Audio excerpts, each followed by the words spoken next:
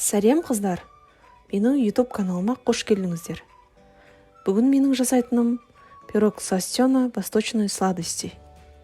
Бізге керекті ингредиенттер: оның 250 грамм, сары май немесе маргарин 120 грамм, жұмыртқа 1 дана, қопсытқыш 10 грамм, начинкасына 1 банка сгущенка, қант 1 ас қасық, изюм курага 50 грамм, грек жаңғағы 100 грамм. Ең алдымен қамырымызды жасаймыз.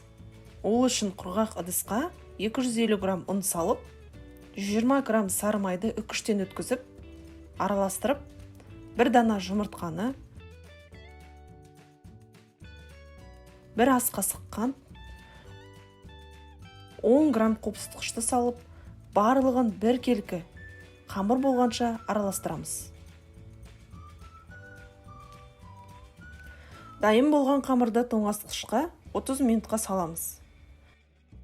Қамырымыз дайын болғанша начинкамызды дайындаймыз. Ол үшін 100 грамм изюмді, 50 грамм кураганы жақсылап жуып кептіріп аламыз. Грек жаңғағын ұсақ бөліктерге бөліп турайсыздар. Кураганы да бөліктерге бөліп тураймыз. Тоңазытқышта 30 минут тұрған қамырды алып, формаға салып, бетіне начинка саламыз. Қамырға изюмді, грек жаңғағын, кураганы салып, бетіне сгущенканы құямыз.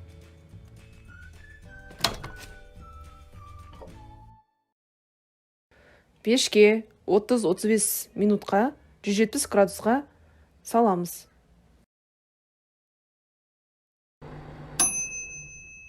Неке қыздар, біздің сластена пирогымыз дайын.